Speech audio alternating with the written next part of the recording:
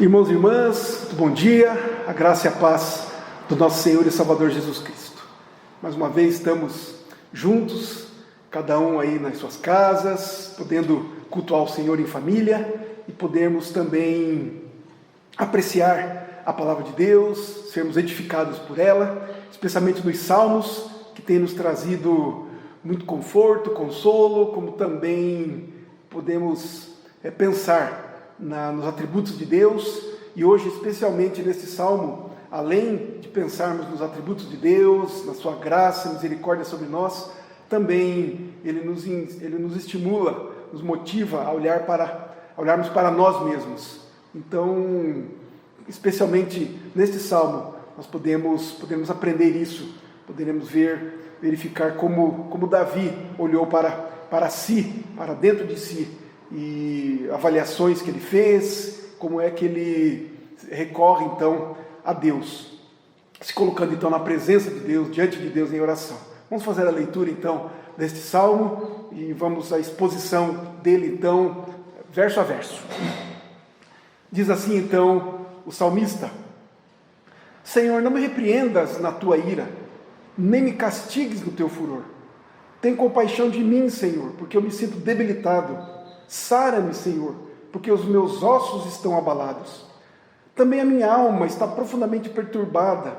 Mas tu, Senhor, até quando? Volta-te, Senhor, e livra a minha alma. Salva-me por tua graça.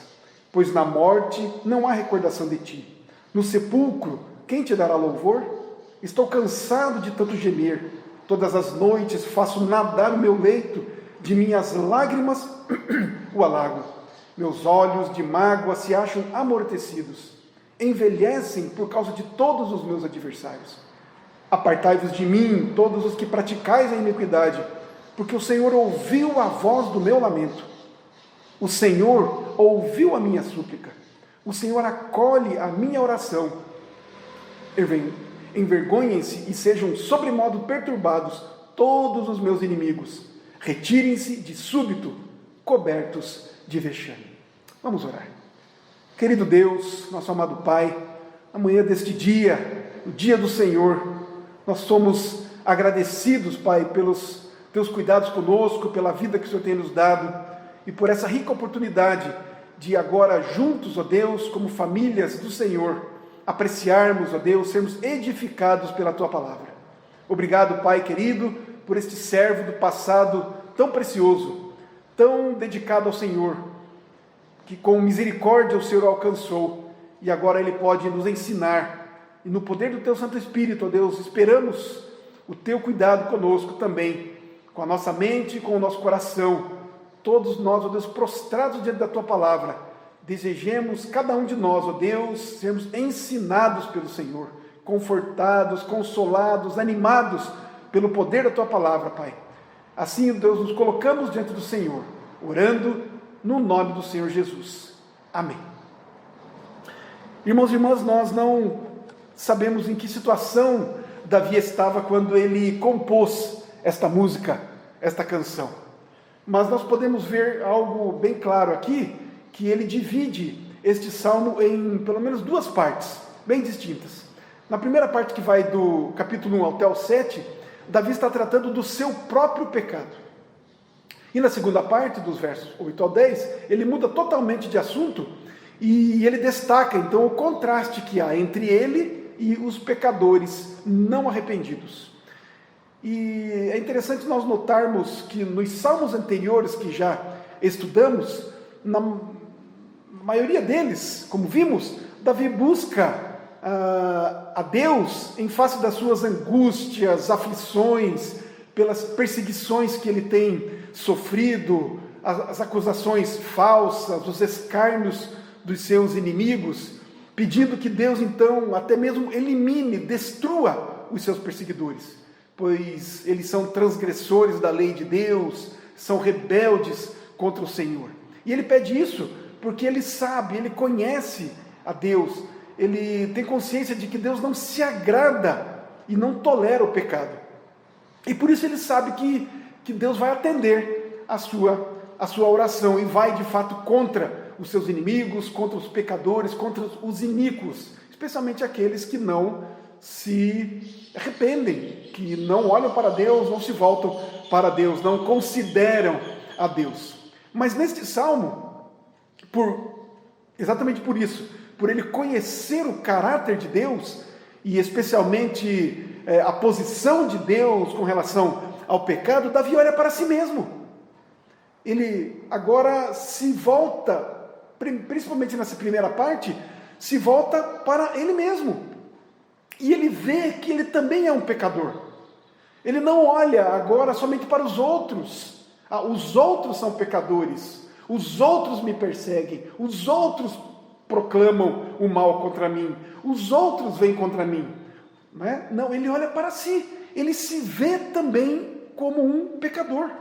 Mas, diferentemente da atitude daqueles iníquos, daqueles perseguidores, não é? Davi busca socorro em Deus. Pois ele sabe que se ele permanecer nessa condição, ele poderia também ser destruído. Aquele que ele pede para Deus que vá contra e destrua os seus inimigos, pecadores não arrependidos, Davi, ao contrário, ele busca Deus, o socorro de Deus, porque ele sabe, se ele permanecer nessa mesma situação, nessa mesma condição, ele poderia até ser destruído também. Portanto, queridos, essa primeira parte do Salmo vai tratar de uma confissão pessoal de Davi.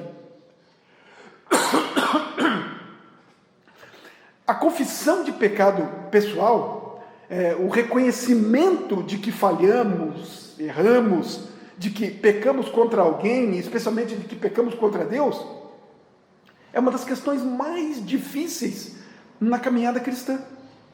Admitir pecados, admitir que somos pecadores, que falhamos, que ofendemos a Deus, e aí buscar então socorro em Deus, só faz isso quem é um filho de Deus. E essa então é a diferença fundamental entre Davi, que é um servo de Deus, para com os ímpios e os rebeldes. É que Davi tem nele o Espírito Santo de Deus habitando. E portanto é este Espírito que o conduz na direção de Deus. É o Espírito Santo que o impele a clamar pela misericórdia de Deus. E então Davi vai confiante nessa misericórdia de Deus. Ele vai até aos pés do Senhor. Ele busca a face de Deus em oração. Então é assim que ele começa a sua oração. Aqui no verso 1 então deste Salmo de número 6, ele diz assim: Senhor, não me repreendas na tua ira, nem me castigues no teu furor. É como se Davi orasse desta maneira: ó Senhor, confesso que mereço ser destruído e reduzido a nada, mas quando me sentir capaz de suportar a severidade da tua ira, não me trates segundo meus merecimentos, mas ao contrário, perdoa meus pecados, mediante os quais tenho provocado tua ira contra mim. Esta oração está no comentário de João Calvino, quando ele aborda então este salmo. Queridos, os nossos pecados provocam não somente um desgosto de Deus, mas a sua ira. Deus não suporta o pecado. Irmãos, então quando nós estivermos nesta mesma situação de pecado, aprendamos com Davi a recorrer a este antídoto, para que então sejamos conduzidos a um estado de paz com Deus. Pensemos nisso. Como podemos esperar que tudo esteja bem conosco se nós não estamos interessados na graça de Deus, em estarmos bem com Deus? Então nós precisamos compreender que jamais seremos livres desse fardo, do fardo do pecado, do que o pecado causa em nós, na nossa mente, no nosso coração, no nosso corpo. Jamais então podemos sermos livres, sermos libertos desse fardo, até que Deus perdoe os nossos pecados. Respondamos então algumas perguntas já, diante deste primeiro verso. Até onde os nossos pecados nos incomodam? As nossas ofensas a Deus não nos adoecem? Os nossos pecados são tão costumeiros que nos tornamos insensíveis. Então Davi certamente considerou todas essas coisas. E aí ele vai para o versículo 2. E aí qual é a sua reação? Depois que ele reconhece o pecado, depois que ele pede para Deus não repreendê-lo, não se irar contra ele, ter misericórdia dele, exatamente isso que ele pede no versículo 2, olha lá. Olhemos juntos. Tem compaixão de mim, Senhor, porque eu me sinto debilitado. Sara-me, Senhor, porque os meus ossos estão abalados. Davi não só está incomodado pelo seu pecado, mas ele já está sem forças. Davi clama por misericórdia, porque o seu pecado já estava afetando até mesmo a sua saúde física. E como sabemos que o propósito de Deus ao nos castigar consiste em nos humilhar, daí quando nós somos disciplinados com a sua vara, a porta se abre para que a sua misericórdia nos alcance. Nós precisamos nos humilhar. Deus precisa ver isso, a nossa humilhação. Precisa ver o nosso desejo, a nossa condição. Deus precisa ver de fato a nossa motivação de irmos até Ele. A nossa condição. Precisamos reconhecer em que situação estamos. Porque além disso, sabemos do propósito de Deus. O propósito de Deus, a vontade de Deus, o desejo de Deus é curar os enfermos, é levantar os caídos, é amparar os fracos e especialmente é dar vida aos mortos. E isso tudo é uma razão suficiente para nós buscarmos então o seu favor.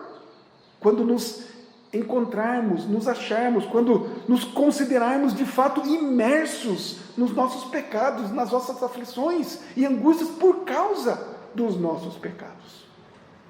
Davi estava então tão humilhado por essa situação do seu pecado, ele se viu assim, que chegou a prejudicar até mesmo a sua saúde.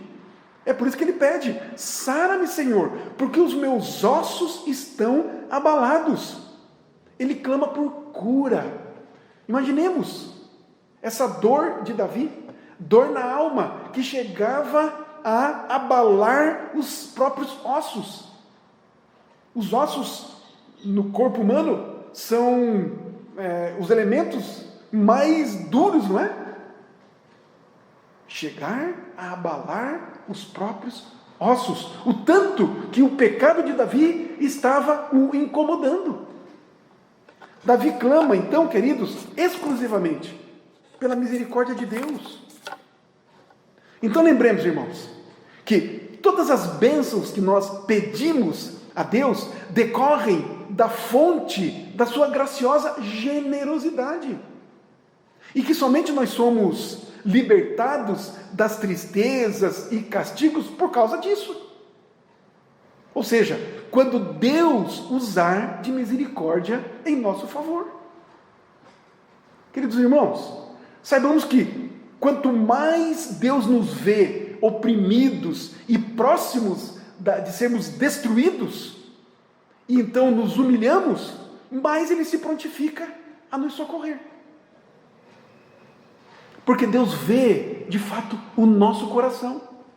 Ele vê a nossa tristeza, a profundidade do nosso lamento, da nossa angústia, por causa dos nossos pecados. Deus conhece, Deus vê o mais profundo do nosso coração, da nossa alma. Mas Davi, ele se revela a Deus. Mesmo Deus o conhecendo e nos conhecendo, Davi se coloca assim diante de Deus. Olha lá o verso 3. Também a minha alma está profundamente perturbada. Mas tu, Senhor, até quando?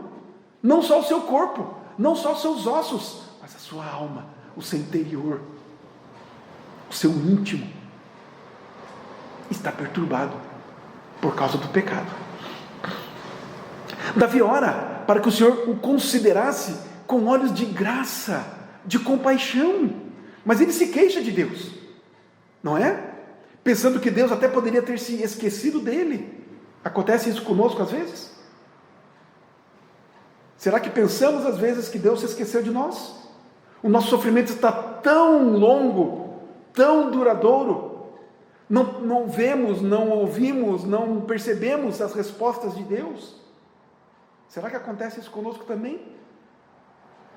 Mas Deus, em sua compaixão para conosco, Ele permite que nós oremos para que Ele se apresse em nos socorrer. Mas precisamos ter um cuidado. Precisamos ter cuidado para não ultrapassarmos o limite do nosso lamento ou do nosso pedido de que Deus se apresse. Precisamos ter cuidado. Cuidado ao exigir a sua ação imediata. Antes de nos submetermos inteiramente à sua vontade. E não queiramos que Deus se apresse mais do que a sua vontade, mais do que lhe apraz. Cuidemos então com a nossa arrogância. E vamos a Deus, mas vamos a Ele com humildade. Vamos humilhados na sua presença. Porque, queridos, uma coisa é certa: Deus jamais se esquece de nós. Olha o que Paulo fala aos Romanos, no capítulo 8, nos versos 38 e 39. Ele nos diz assim: porque estou bem certo, ele não tem dúvida alguma, de que nem a morte, nem a vida, nem os anjos, nem os principados, nem as coisas do presente nem do porvir, nem os poderes, nem a altura, nem a profundidade, nem qualquer outra criatura poderá separar-nos do amor de Deus que está em Cristo Jesus, nosso Senhor. Essa é mais uma das maravilhosas promessas de Deus para nós. Ele não só não se esquece de nós, como Ele nos ama, e nada vai poder separar-nos do amor de Deus, que está firmado, testificado em Cristo Jesus, o nosso Senhor. É por isso que Davi tem coragem de seguir na sua oração, e no verso 4 ele diz assim: volta-te, Senhor, e livra a minha alma, salva-me por tua graça. É por isso que Davi tem essa coragem, tem essa disposição de clamar a Deus e de pedir para que Ele se volte para Davi. Davi, então, nos versos anteriores, reclamou até mesmo da ausência de Deus. Mas agora ele fortemente pede que Deus mostre que está presente. Uma das alegrias do servo de Deus é a consciência de que nós somos alvos da sua consideração, do seu amor. Foi por isso que Deus enviou o seu próprio Filho para morrer por nós, pecadores. Somos alvos da sua consideração, do seu amor, da sua graça. Queridos, as pessoas jamais vão encontrar um antídoto, um remédio para as suas misérias, enquanto não aprenderem a reconhecer ou a recorrer à misericórdia gratuita de Deus. É por isso que o escritor aos Hebreus, no capítulo 4, verso 16, escreve assim: acheguemo-nos, portanto, confiadamente, junto ao trono da graça, a fim de recebermos misericórdia e acharmos graça para socorro em ocasião oportuna. O escritor bíblico, inspirado pelo Espírito Santo, nos ensina isso. Vamos ao Senhor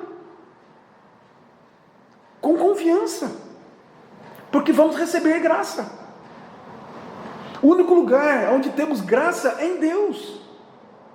Não há outro lugar. De fato, é o único lugar onde nós podemos esperar o livramento. Por isso Davi diz: salva-me por tua graça.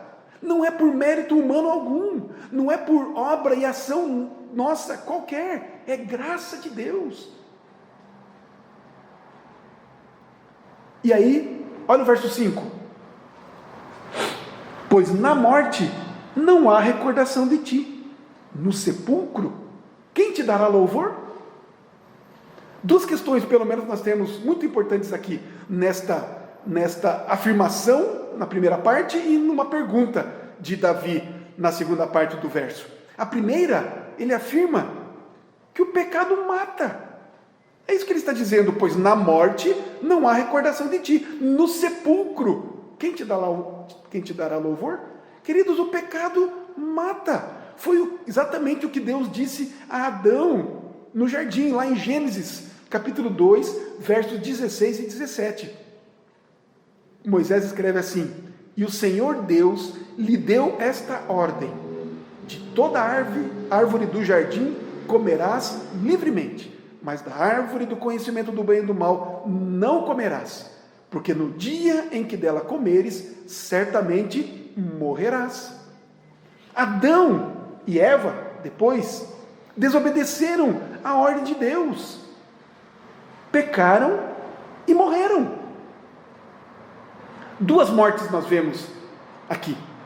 Primeiramente, a espiritual, que é a separação de Deus, e foi simbolizada pela expulsão deles do jardim. E Deus ainda coloca um anjo na porta do jardim, para que eles não pudessem voltar para lá. Então, primeiramente, o pecado causa uma morte espiritual, é a separação de Deus. Em segundo lugar, o pecado causa a morte física, pois futuramente eles morreram. Então, queridos, nós queremos saber qual é a causa mortes de qualquer pessoa? Queremos saber por que as pessoas morrem? Em primeiríssimo lugar, é por causa do pecado. A morte é a punição de Deus por causa do pecado, pois no dia em que dela comeres, certamente morrerás.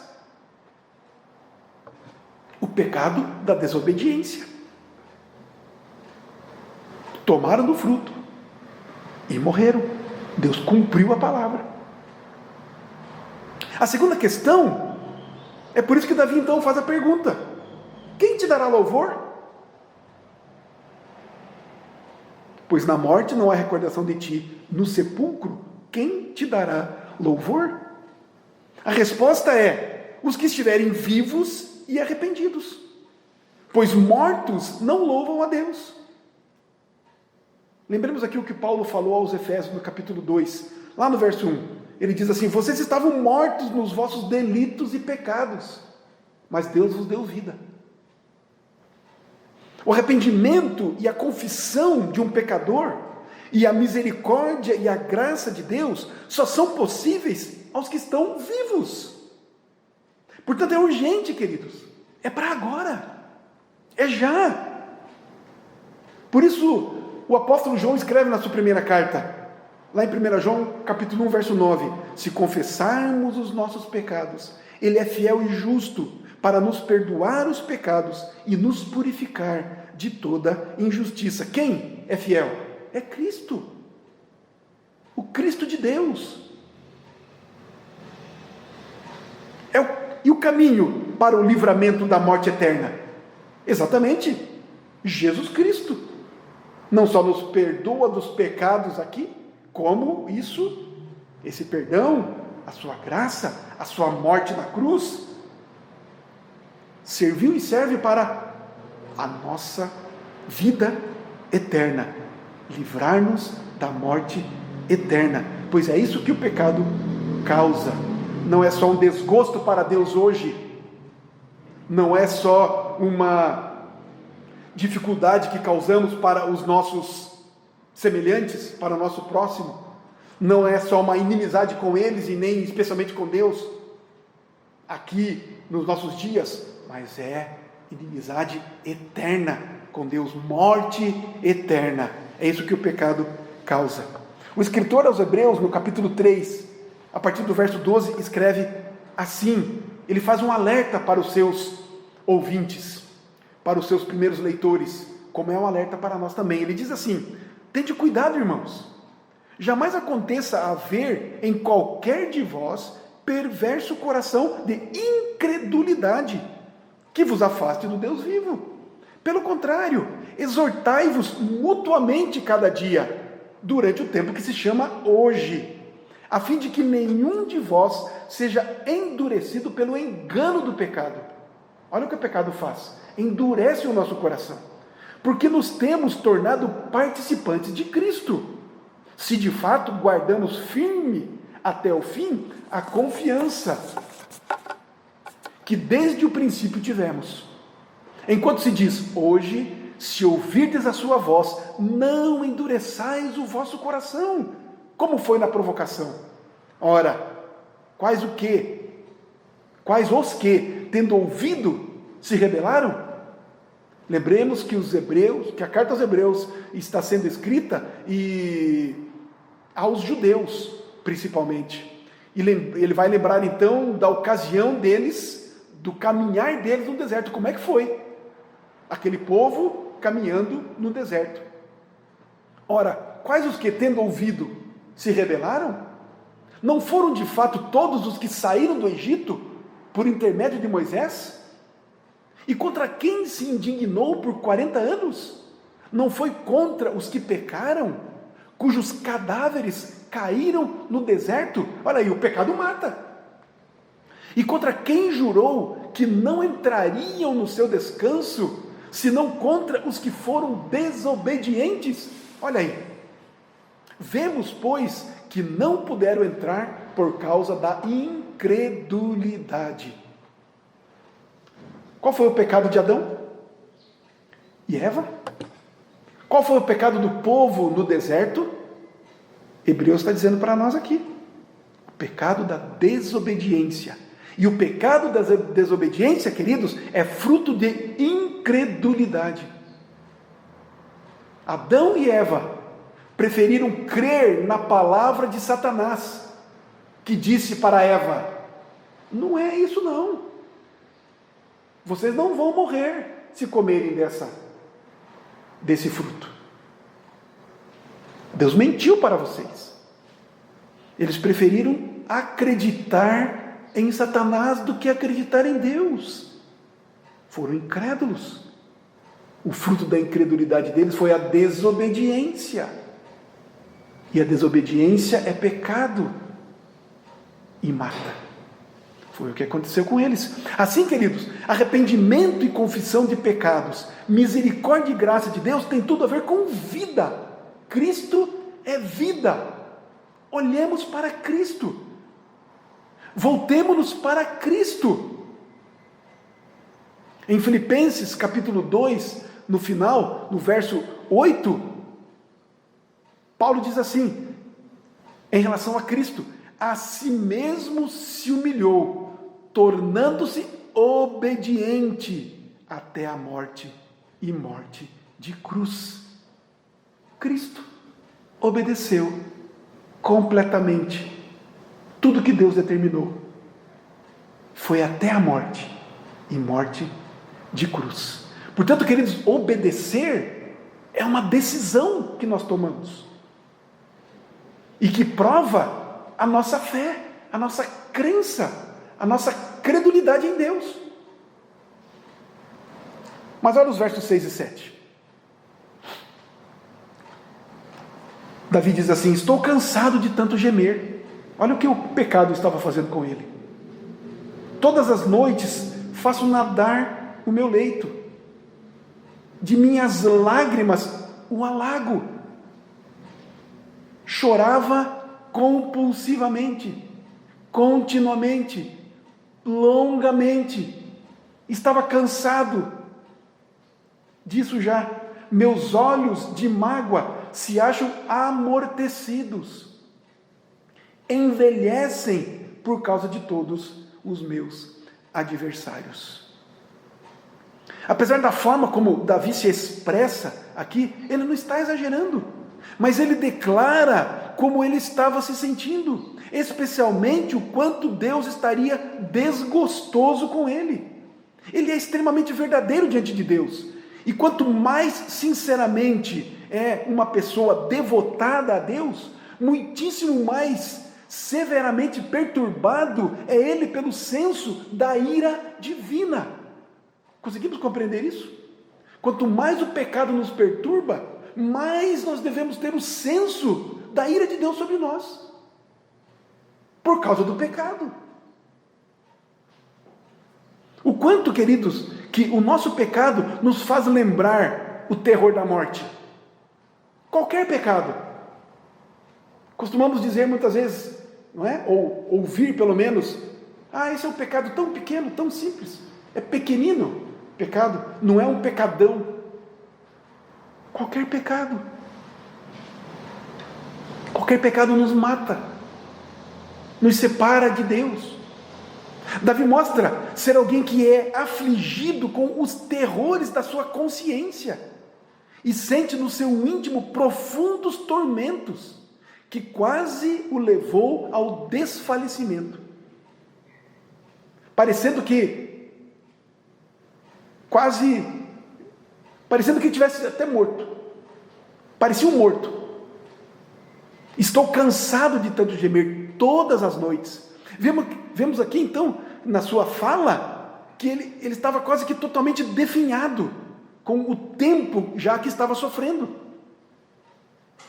Mas, neste salmo, a maneira como ele escreve, ele mostra para nós, apesar de todo esse sofrimento, ele mostra que o tempo todo, ele nunca cessou de orar a Deus.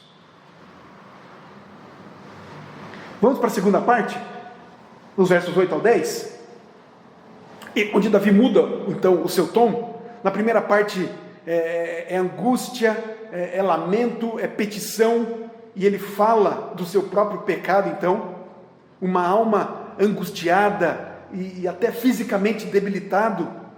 Ele viu a morte de perto, mas ele tomou tudo isso e se colocou diante de Deus, e depositou toda essa angústia, todo esse sofrer, ele depositou diante de Deus. Então, nitidamente, nós podemos ver que depois de um longo tempo de aflição e desânimo, ele foi restaurado. Ele esperou com paciência pelo livramento, e agora com profundo entusiasmo, ele se anima a cantar, até mesmo a sua vitória. Então, os versos 8 a 10, nos diz assim: apartai-vos de mim todos os que praticais a iniquidade, porque o Senhor ouviu a voz do meu lamento, o Senhor ouviu a minha súplica, o Senhor acolhe a minha oração. Envergonhem-se e sejam sobremodo perturbados todos os meus inimigos, retirem-se de súbito, cobertos de vexame. Davi mostra para nós aqui que ele não quer nem por perto aqueles que não reconhecem e nem se arrependem dos seus pecados. Davi quer distância deles. Ele agora dirige então as suas palavras contra os seus adversários, os ímpios que tripudiaram dele, que o consideraram como um perdido, sem a salvação de Deus, e por isso o viram como um desamparado, como um desesperado. Nós sabemos, queridos, o quanto os adversários da cruz de Cristo são insolentes, são soberbos, são cruéis, e o quanto eles se satisfazem quando veem os cristãos sofrendo, pois na visão deles, no entendimento deles, quando o cristão sofre, é porque está desamparado de Deus. Quando o cristão sofre na visão dos ímpios, daqueles que não conhecem a Deus, quando sofremos, portanto, eles olham para nós e dizem: aí vocês acreditam nesse Deus que deixa vocês sofrerem? Que Deus é esse? Que fé é essa que vocês têm? Eles tripudiam de nós, zombam de nós. Mas o Senhor não desampara, pois Davi reconhece que Davi esteve sempre suprindo a sua alma, o seu ser, a sua vida. Queridos, concluindo e aplicando para nós, esse salmo então, queridos, nos ensina que a graça e a misericórdia de Deus são a nossa única fonte de vida, luz, ânimo, de fato, vida vigorosa, vida alegre e vida vitoriosa. E que tão logo Deus manifeste algum sinal da sua ira, nos veremos então não só profundamente amedrontados, mas também como que precipitados lá nas trevas da morte. Mas em contrapartida, queridos, nós tão logo lembremos que Deus é misericordioso e gracioso para conosco, nos veremos imediatamente restaurados à vida. Notemos aqui nesses versos finais, especialmente, que Davi repete por 3 vezes que as suas orações foram ouvidas. Assim ele testifica que o seu livramento é atribuído a Deus. E ele testemunha então com confiança de que ele não recorreu a Deus em vão. Isso é um ensino para nós, é um estímulo para nós, um exemplo, um testemunho de um homem no passado que recorre a Deus e é atendido. Nós podemos fazer o mesmo, e na verdade devemos fazer o mesmo que Davi, recorrermos a Deus. Percebamos também, queridos, que a confiança e a segurança que Davi então passa a ter, isso vem para ele por causa de Deus mesmo. É Deus que lhe dá confiança, é em Deus então que ele tem segurança. Daí que nós somos ensinados que não há nada neste mundo, nada, absolutamente nada, que possa nos fazer cair em desespero, seja o que for. Coisa alguma pode nos levar ao desespero, porquanto confiamos em Deus, estamos seguros em Deus, que ouve as nossas orações e que nos atende segundo a sua misericórdia. Pois, queridos, devemos estar plenamente convencidos de que somos amados por Deus, conforme já lemos em Romanos 8, nos versos 38 e 39. Nem altura, nem profundidade, nem coisa alguma, nem potestade, nada pode nos separar do amor de Deus. Precisamos ter essa consciência, convicção, estarmos seguros disso. Precisamos entender também, queridos, que o amor paternal de Deus pode fazer tudo em nosso favor. Ele é nosso Pai. Como é que nós oramos? Como é que fomos ensinados a orar? Pai nosso. É o nosso Pai que cuida, que supre, que vê a nossa dificuldade, que vem ao nosso encontro, que se fez carne em Cristo Jesus, que sofreu e morreu a nossa morte. É Deus, o nosso Pai. Ele vem ao nosso favor. Não temos, portanto, o que temer. Por fim, queridos, Davi quer dizer que quando aparentemente não existir meio algum de livramento das nossas aflições, e quando tudo parecer de fato desesperador e sem esperança, então é aí que somos libertos pelo poder de Deus. Pois é quando as coisas vão contra toda e qualquer perspectiva humana. Queridos, é quando nós de fato nos desarmamos, quando de fato nós deixamos por conta de Deus, quando de fato nós não vemos mais nenhuma perspectiva humana, é que Deus vem ao nosso encontro. Isso quer dizer, queridos, que a nossa parte nós devemos fazer, e confiantemente esperarmos que Deus fará a dele, no seu tempo e modo perfeitos. Portanto, queridos, quando repentinamente Deus muda da condição angustiante das pessoas, não é, para uma condição de alegria e felicidade, nisso então Deus manifesta mais claramente e distintamente o seu poder, e assim ele se mostra de uma forma muito mais graciosa e muito mais grandiosa. Ele se mostra para nós.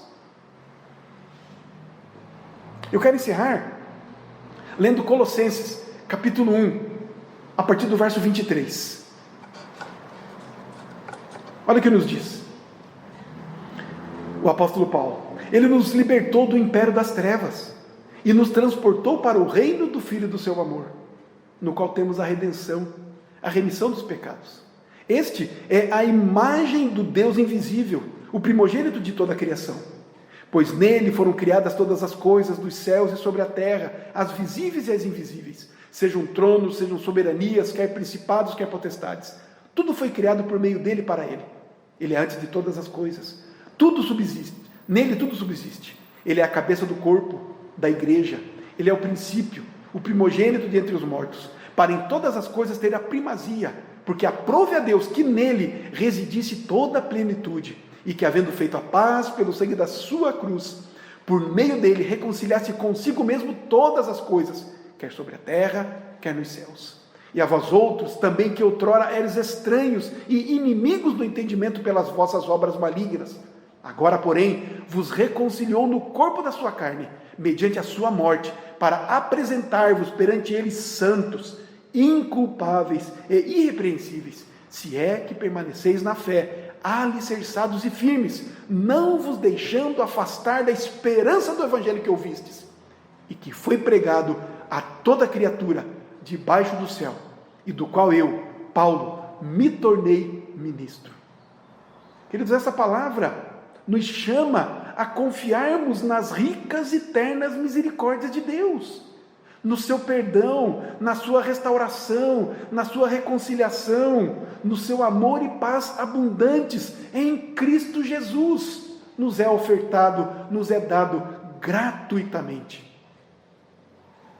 Ele já nos deu isso, de graça, por meio de Cristo Jesus. Creiamos então nisso, queridos, e desfrutemos disso, para a glória dele e a alegria nossa, em nome de Jesus. Amém. Vamos orar? Pai de amor, de bondade e de misericórdia, obrigado, Pai, por esta palavra do teu servo no passado, gente como nós, pecador, mas que esta atitude de Davi, a maneira como ele entra na tua presença, como ele fala contigo, a forma, Pai, como ele reconhece o seu pecado, as suas debilidades e fraquezas, ajuda-nos também, ó Deus, a aprendermos com ele, a fazermos o mesmo, a nos colocarmos diante do Senhor em confissão sincera e verdadeira de pecados, que reconheçamos, ó Deus, o terror do pecado, aquilo que o pecado nos causa, a separação do Senhor, as enfermidades, ó Deus, no corpo e na alma até mesmo, o distanciamento do Senhor, a inimizade contigo. Ó Deus querido, nos dá essa graça de, então, reconhecendo o nosso pecado, confessarmos em arrependimento verdadeiro ao Senhor, e também confiantes e seguros na sua misericórdia, de fato nos deleitarmos no Senhor e caminharmos mais um passo, mais um dia debaixo da tua graça. Ajuda-nos nisso, ó Deus, porque às vezes somos tão fracos que nem coragem e forças temos para orar, para falarmos contigo. Dá-nos essa força, dá-nos a alegria, a confiança e a certeza de que o Senhor nos ouve como um Pai e nos atende segundo a sua graça, misericórdia, dentro do seu tempo, dentro da sua vontade, que é sempre boa, perfeita, que é sempre agradável. Ajuda-nos, ó Pai, a sermos assim, a sermos teus filhos verdadeiros, confiados num Pai bondoso e amoroso, por causa de Cristo Jesus. É assim que oramos, é assim que nos debruçamos diante do Senhor. Ajuda-nos, Senhor, salva-nos, ó Pai, agora, hoje. Oramos assim no nome do Senhor Jesus. Amém. Que a bondosa graça, maravilhosa graça do nosso Deus, o amor infinito do nosso Pai, e a comunhão, a consolação, a presença, as virtudes do Espírito Santo do Senhor estejam conosco. Povo de Deus, aqui e por toda a terra, espalhado, hoje e para todo sempre. Amém.